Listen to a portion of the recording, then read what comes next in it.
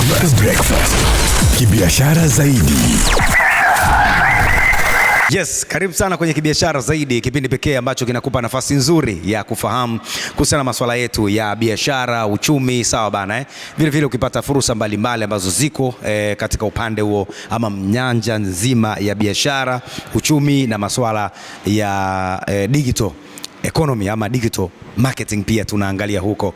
La kujina ni kualika ni John Lawrence Rupokela. Sasa leo ni sehemu ya pili tukiwa tunaendelea kutazama uchambuzi wa bajeti ya Wizara ya Viwanda na Biashara ambayo tulishuhudia ikiwasilishwa pale bungeni jijini Dodoma wiki iliyopita, siku kadhaa tu, na mimi nilikuwa ni miongoni mwa wale ambao wameshuhudia bajeti hiyo ambako vipaumbele mbalimbali vimeainishwa. Na mara baada ya kuzungumza na wafanyabiashara ambao washuhudia, leo hii nimeona unakuwa ni wakati mzuri wa kusonga mbele kuwatafuta wataalamu, wachambuzi wa masuala ya fedha, uchumi, ili watuambie na wao ni kwa namna gani wanatazama bajeti hii, ni kwa namna gani pengine inaweza kuwasaidia wafanyabiashara, itatusaidia kiuchumi kama taifa na vitu vinginevyo vingi. Sasa nikukumbushe pengine kama ulipitwa, ni kwamba hii Wizara ya Viwanda na Biashara kwa mwaka wa fedha 2026-2027 yenyewe imewasilisha na imepitishiwa takriban ni bilioni, sawa bwana kwa mwaka wa fedha 2026-2027 imeidhinishiwa bilioni 137.8 mwaka 2026-2027, lakini kwa mwaka 2025-2026 ilishuhudiwa ikicheza na bajeti ya takriban bilioni 135. Kwa hivyo kuna ongezeko hapo kidogo la bilioni kadhaa hivi kuelekea mwaka huu kutoka katika mwaka uliopita. Lakini pia tumeshuhudia wakitaja kuwa na vipaumbele mbalimbali takriban 7 na ushee, ambako pale sasa wenyewe wamesema miongoni mwa vipaumbele vyao kwa mwaka huo ni kuhakikisha kwamba wanaongeza kasi ya ujuzi, sawa bwana, na ujenzi wa maendeleo ya viwanda, lakini pia kukuza biashara ya ndani na ya nje, na hapa wanasema kuongeza ushiriki wa Tanzania katika masoko ya kikanda na kimataifa. Lakini pia kipaumbele kingine walizungumza kuboresha mazingira ya biashara na uwekezaji, lakini vile vile walizungumza kuhusiana na kuimarisha viwanda vidogo na vya kati. Na mimi pia nilikuwepo pale bungeni, yalitolewa mapendekezo mbalimbali na kamati yenyewe vile vile, ukiacha wizara, kamati ikisema angalia masuala mazima ya kutoa zile kodi ambazo zinaonekana zimezidi sana kwa wafanyabiashara, lakini pia kuwapa kipaumbele wafanyabiashara hasa wazawa, lakini vile vile kuangalia masuala ya viwanda wanawezeshwa vipi, na ikiwezekana kuangalia bidhaa ambazo zinatoka nje dhidi ya bidhaa za ndani hapa na vitu vinginevyo vingi sana. Kibiashara Zaidi. Asante kwa kuungana nasi na karibu kwa mara nyingine tena. Karibu sana. Nakumbuka mara ya mwisho ulitupa nondo ambazo wadau wakaniambia tunamtaka tena. Safi sana. Mambo yamekaa vizuri. Yes. Tumeona wizara imewasilisha bajeti yake, ama tumeona kile ambacho kimewasilishwa kwa wizara kuhusiana na bajeti ya mwaka 2026-2027. Lakini pia vipaumbele ambavyo wameviweka hadharani. Kwa vipaumbele hivi na kwa mtazamo wako, nini unakiona kwa jicho la fedha na masuala ya kiuchumi, hasa kwenye vipaumbele kama hivi vya kuboresha zaidi mazingira kwa wafanyabiashara na uwekezaji, masuala ya viwanda, vitu kama hivyo? Nini unaona kwa wizara hii na vipaumbele ambavyo wameviweka? Wizara ya Viwanda na Biashara ni kati ya wizara mama kabisa, ni kati ya wizara ambazo ndio zinaform muhimili wa uchumi katika taifa letu. Kama tunavyofahamu, uwepo wa viwanda, uwepo wa biashara ndio sababu ya uwepo wa bidhaa, uwepo wa ajira na uwepo wa maendeleo ya kiuchumi kwenye taifa letu. Kwa hiyo tunapozungumzia Wizara ya Viwanda na Biashara, tunazungumzia eneo mama kabisa, eneo nyeti ambalo lina contribute sehemu kubwa sana kwenye pato la taifa, lakini pia kwenye uchumi kwa ujumla wake. Kwa hiyo kwanza, ongezeko lenyewe la bajeti linaashiria kwamba serikali imedhamiria kufanya mabadiliko kidogo na kuendelea mbele zaidi, japokuwa kama unavyofahamu muda wote tunatamani hela ingeongezeka zaidi ya pale ambapo ilipo, lakini kwa ongezeko tu lile tunaona kabisa kwamba serikali imedhamiria hivyo. Lakini vipaumbele hivyo ni vipaumbele ambavyo vina dhamira au vimedhamiria katika kuhakikisha Tanzania inafunguka kibiashara kidunia, lakini pia viwanda vinajengwa vingi, watu wanapata uelewa mkubwa kuhusiana na kuanzisha na kuendeleza na kukuza viwanda, ikiwemo ni kuchangia maendeleo katika taifa kupitia ajira, faida za kwenye viwanda na biashara na mambo kama hayo. Okay. Ukitazama kwa vipaumbele ambavyo umevizungumza kwa jicho la kiuchumi na fedha, unaona wafanyabiashara wakibebwa zaidi katika vipaumbele au bajeti hii ya safari hii? Kwa mfano kipaumbele kimojawapo ilikuwa ni kukuza viwanda. Yes. Ambacho obviously ndio kiu kubwa ya wazalishaji. Wazalishaji kiu yao kubwa ni kuona viwanda vyao vinaendelea. Viwanda vinaendeleaje? Viwanda vinaendelea kwa juhudi zao, lakini pia kwa sapoti kubwa ambayo inatoka kwenye wizara yao ama taifa kwa ujumla wake. Kwa hiyo wafanyabiashara sasa wanapata fursa, wanapata nafasi ya kupata msaada, msaada kutoka kwenye serikali na kutoka kwenye wizara, kwa maana kuwaboreshea baadhi ya miundombinu, kuwapatia mikopo, kuwatafutia masoko ya nje, lakini pia ikiwemo hata kutoa ushauri na kuwapa mitaji katika namna ambayo zamani walikuwa hawezi kuaccess hiyo mitaji. Ni mfano tu wa kipaumbele ambacho tunaona moja kwa moja kinawabeba wafanyabiashara. Lakini kipaumbele kingine kilitajwa pale ni kuongeza uuzaji kwenye nchi za nje, ambacho ni kilio kikubwa cha wafanyabiashara kwa miaka mingi, namna kuliaccess soko la kimataifa. Kwa kama hivyo tunavyoona, serikali imedhamiria kuwatafutia wafanyabiashara soko la kimataifa, kupenya kwenda kuuza kwenye nchi za nje. Kwa unaona kabisa namna gani ambavyo bajeti ile imelenga zaidi katika kufanya wafanyabiashara na wazalishaji wa viwandani kupata maisha mazuri tunapoelekea mbele. Kibiashara zaidi. Safi sana. Umegusia hapo katika moja ya kipaumbele ambacho kilitajwa juu ya uuzaji ama kuimarisha bidhaa, uuzaji nje lakini pia ndani ya nchi. Kuna mwingine si mtaalamu wa masuala ya fedha haya, kwamba fedha itazunguka pale itarudi hapa. Tunaweza tukainuka kiuchumi au mfanyabiashara mwenyewe na taifa kiujumla, ukiweka uchambuzi ambao kwa njia rahisi ya kueleweka, tunaweza tukanufaika na mkakati kama huu kwenye wizara hii? Nchi kama Tanzania tunapotaka kununua bidhaa kutoka kwenye nchi ya nje, huwa ni lazima tutafute fedha zao za hiyo nchi kwa ajili ya kununua hizo bidhaa. Kwa hiyo kutafuta ile fedha ni gharama. Inabidi tuchukue shilingi zetu tuzipeleke tukabadilishe na hela ya nchi ambayo tunataka kununua. Lakini tunapokuwa tunauza nje, maana yake tunazipata zile fedha pasipo kuchukua fedha zetu kwenda kuzipeleka kule. Kwa faida ya kwanza ni kupata fedha za kigeni, fedha ambazo ndio zinasaidia kwenye miradi, ujenzi wa miradi, uanzishaji wa taasisi mbalimbali katika nchi yetu, lakini pia hata projects ama namna nyingine ambavyo serikali inatumia fedha katika kuhakikisha wananchi wake wanapata maendeleo. Lakini kuuza nje pia ni sehemu ya kuitangaza Tanzania kwenye soko la kimataifa, kwa sababu ili watu wapendelee kununua vitu kutoka kwenu, lazima pia wapate ushahidi wa namna gani mmeweza kuuza bidhaa kwenye nchi tofauti tofauti na mmeweza kuuza katika ubora mzuri.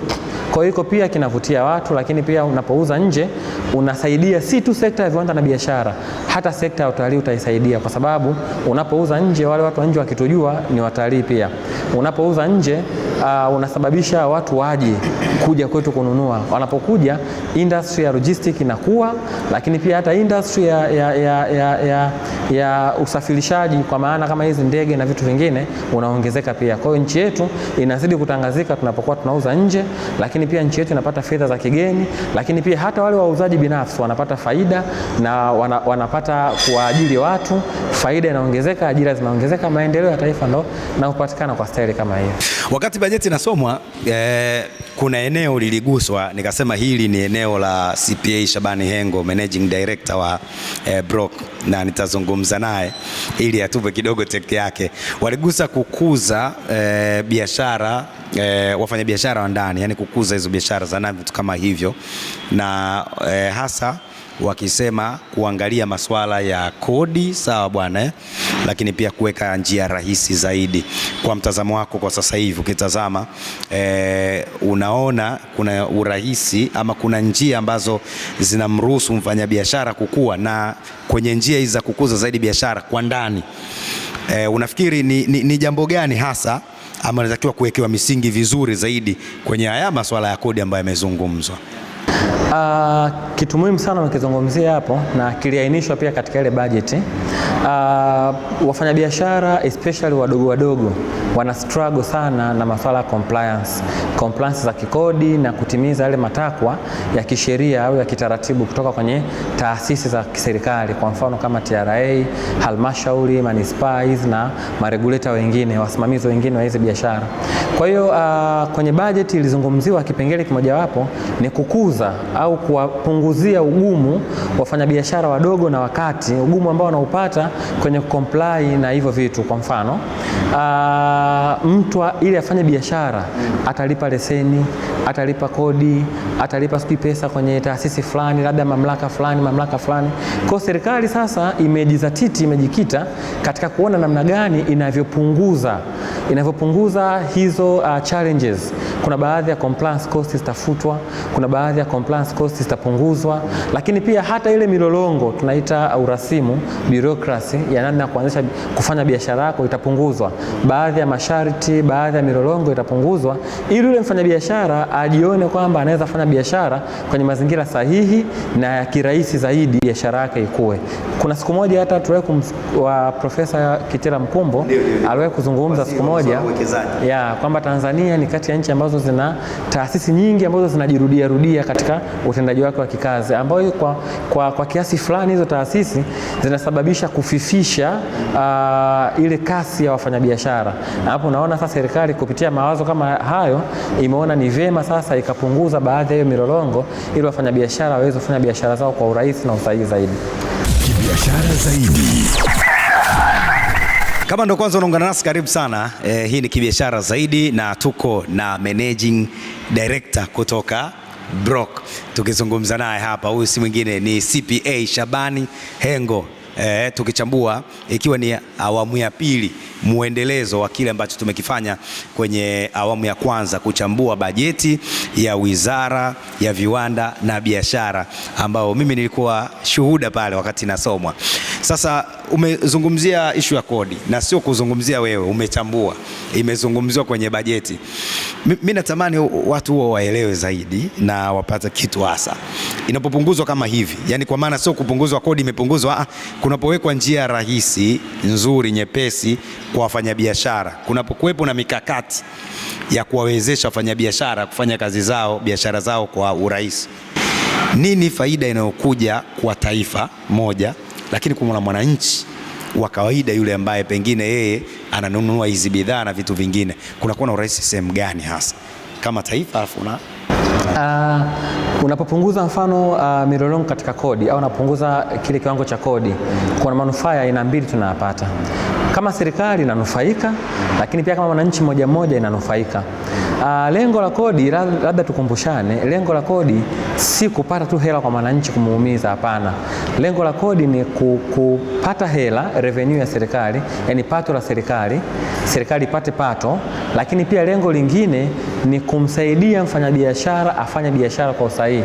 Hapo kidogo sasa naweza watu wakashangaa kwamba kodi inamsaidiaje mfanyabiashara. Watu wanaweza wakashangaa, lakini serikali inapokusanya kodi, lengo lake zile kodi zikatumike katika namna ambayo itamrahisishia mfanyabiashara kufanya biashara yake. Kwa mfano, unafanya kilimo, unalima, unapata mazao yako, hayawezi kufika kwenye soko kwa sababu barabara ni mbovu. Serikali inakusanya kodi kidogo kutoka kwako ikujengee barabara ambayo wewe kama mkulima usingeweza kuijenga. Kwa unaona kabisa hapo, kumbe hapo mamlaka ya kodi imechukua kodi ili kusaidie. Lakini pia hata wewe mfanyabiashara unapopunguziwa kodi, maana zamani kama faida yako ilikuwa ni milioni 100, sasa hivi inaweza kaja kuwa milioni 110. Kwa kupunguzwa la kodi litamsaidia mfanyabiashara kukua, lakini biashara zinapokuwa, maana ndio serikali itakayopata kodi kubwa zaidi. Kwa sababu biashara zinavyokuwa, maana ndio zinavyokuwa nyingi na ndio serikali inapata mapato makubwa zaidi kwenye kodi. Kwa punguzo la kodi, serikali imeangalia kwenye pande zote mbili. Imeangalia kwa mfanyabiashara asaidiwe kupunguza gharama, sababu kodi ni kama gharama kwenye biashara yake, lakini pia serikali imeangalia namna gani ya kuendelea kupata pato kubwa zaidi la kwenye kodi kupitia kwenye kuzishushia mzigo biashara ili zikue na ziwe nyingi ili wapate kodi kubwa zaidi. Kwa unaweza ukaona kodi ni faida kwa wafanyabiashara na kwa serikali pia. Safi sana. malengo makubwa ya serikali yote duniani. Nilikuwa nawaza kwa namna ambavyo yale yameainishwa vipaumbele na vitu kama hivyo, lakini pia yaliyozungumzwa mengi na vitu vinginevyo vingi, inaweza kuwa sehemu ya kuvutia wawekezaji zaidi kwa vipaumbele na bajeti ambavyo imesomwa. Unaona kuna namna inaweza kuwa sehemu ya kushawishi wawekezaji kuja kuwekeza Tanzania? Yeah, of course wawekezaji wakubwa kutoka kwenye manchi tofauti tofauti huwa wako makini sana na mipango ya taifa kwa ujumla katika kuangalia mwelekeo wa taifa kwenye uchumi na uwekezaji na biashara kwa ujumla wake. Kwa hiyo vipaumbele vinavyosomwa basi si Tanzania peke yetu ndio tunafuatilia, hapana. Wawekezaji pia wa nchi za nje wanafuatilia ili kujua mwelekeo na mwenendo wa taifa katika biashara, uwekezaji na uchumi wake kwa ujumla wake. Kwa hiyo katika hilo tunaweza tukaona si tu Wizara ya Viwanda na Biashara, hapana, lakini kuna wizara zingine zinashabihiana ama zinashirikiana na wizara hii katika kufanya maendeleo yapatikane, katika kufanya kuvutia hawa wawekezaji. Nitakupa tu mfano mrahisi. Wizara ya Miundombinu ni kati ya wizara muhimu sana kwenye uwekezaji, viwanda na biashara. Mtu ataamua kuwekeza au kufanya biashara akipata uhakika wa miundombinu mizuri kwenye taifa. Kwa hiyo kwa namna yote, Wizara ya Miundombinu, Wizara ya Fedha, Wizara ya Afya na nini, zote kwa pamoja zina mchango mkubwa kwenye kufanya wawekezaji waamue kuwekeza ama kutokuwekeza. Lakini kwa bajeti hii ya viwanda na biashara kwa namna fulani imeongeza chachu, imeongeza hamasa kwa wawekezaji na imetia moyo kuona kwamba serikali ina mipango zaidi ya kuendelea kuboresha hiyo sekta na wafanyabiashara watanufaika zaidi. Kibiashara zaidi. Sawa bwana, moja ya sehemu ambayo niliona pia ni kuongezea thamani, anasema mazao, kuongezewa thamani kwa mazao. Yani nafikiri hii inaweza ikawa ina faida kwa wakulima zaidi, pengine kwa namna gani, na inaweza kubadilisha nini hasa endapo kama hivi serikali kupitia kwa wizara wanasema bwana tutaenda kuangalia hata kwenye bidhaa lakini mazao, lakini pia wale ambao wanafanya kilimo biashara, vitu kama hivyo, kuona wanaweka thamani zaidi huko. Inaongeza nini hii kwa wakulima hasa? Sawa. Mkulima ili aendelee kulima lazima apate faida kwenye kilimo chake. Kwa hiyo serikali inapokuwa imewatenga wakulima wanafanya uzalishaji, wanauza katika bei ambayo haiwapi faida ya kutosha kukidhi mahitaji yao, unawavunja moyo wakulima. Wakulima hawezi kuendelea kufanya kitu ambacho hakiwezi kukava hata mahitaji yao. Kwa hiyo serikali imeona ijaribu kuongezea thamani ili wale wakulima mazao yao yale ambao walikuwa wanauza kwa shilingi 1000 sasa hivi wauze kwa 1500. Kwanza watawatia moyo waendelee kuzalisha. Kwa kama taifa litapata uzalishaji mkubwa zaidi na supply kubwa, lakini pia watauza kwa faida ambayo itasababisha pato la taifa pia litaongezeka. Kwa hiyo kuongeza thamani kwenye mazao yao ni kitu kikubwa, kitu kizuri, kitafanya waendelee kuzalisha, lakini pia taifa itanufaika na uuzaji wa hizo bidhaa zenye thamani kubwa kuliko awali. Sawa, tumalizie maswali mawili kadhaa hapa ya mwisho. La kwanza, niliona katika michango ya wabunge waligusia sana kuhusiana na kumlinda mfanyabiashara mzawa, lakini ukitazama wafanyabiashara ambao nimezungumza nao wengi pia wamegusia swala hilo, hasa kumtazama mfanyabiashara wa ndani, wawekezaji wa ndani kabla ya nje. Kwa mtazamo wako, yani nimeomba mtazamo wako kwa sababu kuna wengine wanaamini unapopata wawekezaji wengi kutoka nje ndio nchi inakuwa, lakini kuna wengine wanaamini ukianza kumwezesha mfanyabiashara wa ndani, sijui wawekezaji wa ndani, mambo ndio yanakuwa vizuri zaidi. Kwa mtazamo wako, unafikiri kwamba uwezeshwaji na kuwekeza zaidi kwa wafanyabiashara wetu, kuwapa nafasi zaidi, kunaweza kutusogeza kwa namna gani hasa? Wafanyabiashara wetu wa ndani ni muhimu kuwalinda kuliko hata wa nje kwa namna fulani. Simaanishi kwamba nje wasilindwe, lakini wanasemaga charity begins at home. Inaanzia nyumbani kwanza. Hao watu wa nyumbani kwetu ndio watu ambao wanaathirika na uchumi wa taifa letu. Ndio watu ambao wakikosa ajira, violence zinakuwa nyingi mtaani, matendo ya ajabu, matendo ya ukabaji, matendo ya hovyo yanakuwa mengi. Lakini hawa watu wa nyumbani kwetu ndio watu ambao wanajenga nyumbani kwetu. Wakipata faida wanazitumia nyumbani kwetu. Mtu mwekezaji kutoka nje akipata faida anakwenda kuitumia alipotoka. Si kitu kibaya, lakini unaweza ukaona mwekezaji wa ndani akipata faida inatusaidia zaidi sisi kama Watanzania moja kuliko faida ya mwekezaji wa nje.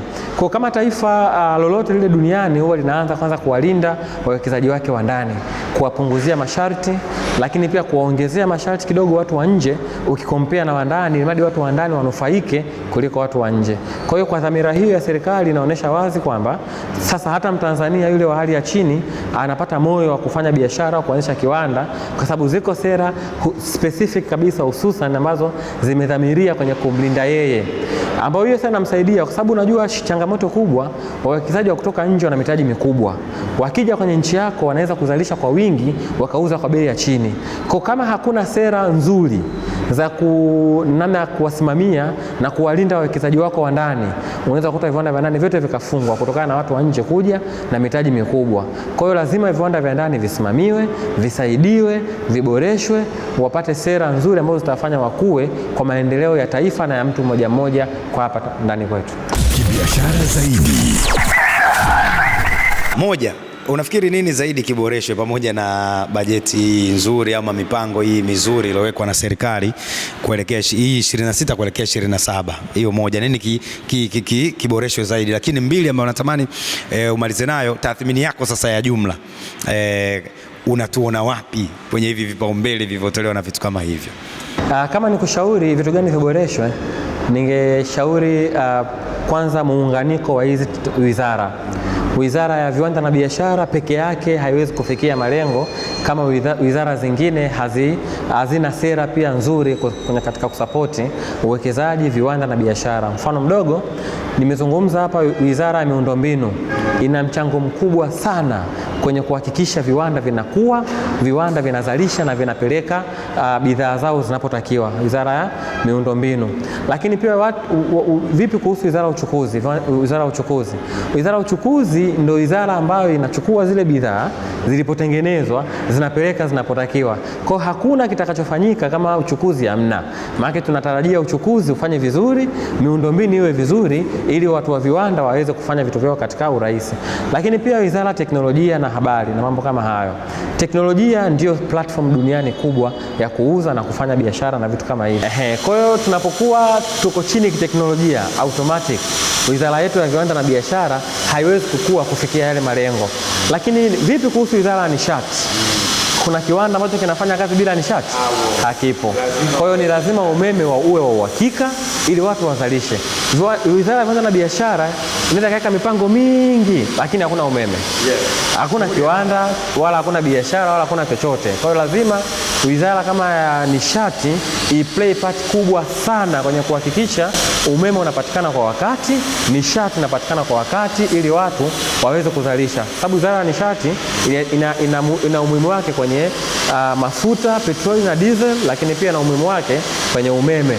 Lakini pia vipi wizara zingine kama wizara ya kazi na ajira, wanaofanya kazi viwandani maana wameajiriwa. Kwa hiyo lazima kuwe kuna sera nzuri za masuala ya kazi na ajira ili kusapoti wizara ya viwanda na biashara. Lakini wizara ya fedha pia inaingia. Kwa kifupi, kila wizara ina mchango wake kwenye kuhakikisha viwanda na biashara vinakuwa. Kibiashara zaidi. Asante sana kaka. Bwana ni CPA Shabani Hengo, huyu ni managing director kutoka Brock, tukizungumza nao ambao wenyewe pia yeye na kampuni yake wamekuwa wakitoa ushauri wa masuala haya ya fedha, sio uchumi na vitu vinginevyo. Kwa hivyo nimetaka kupata take yake kwa sababu pia ni maeneo yao haya ambao wamekuwa wakicheza nayo kwenye kutoa ushauri, hivyo nipate ushauri kutoka kwake, lakini pia kusikia hasa uchambuzi kutoka kwake. Na bila shaka tumejifunza mambo mengi, hasa tumesikia kwanza, moja ambalo nimelipata muhimu kabisa ni kwamba wizara hizi zinategemeana, sawa bwana. Lakini hata hivyo, mbili, umesikia tunajiona wapi kama mambo yakifanyiwa kazi, utekelezaji ule tunaweza tukafika mbali zaidi. Lakini tatu, tumeona namna ambavyo wafanyabiashara inaweza kawa neema kwao kwa vipaumbele hivi ambavyo vimezungumzwa, lakini vile vile wawekezaji inaweza kawa sehemu ya kuja, lakini pia viwanda na wakulima wanaweza kanufaika vipi kwa mipango ambayo imewekwa. Haya ni maeneo muhimu ambayo mimi nimekumegea, nimeyachukua na nimejifunza kwa siku hii ya leo. Nikushukuru mpaka wakati mwingine. Langu jina ni John Lawrence Bokela na hii ni Kibiashara Zaidi. Asante. Super Breakfast. Kibiashara Zaidi.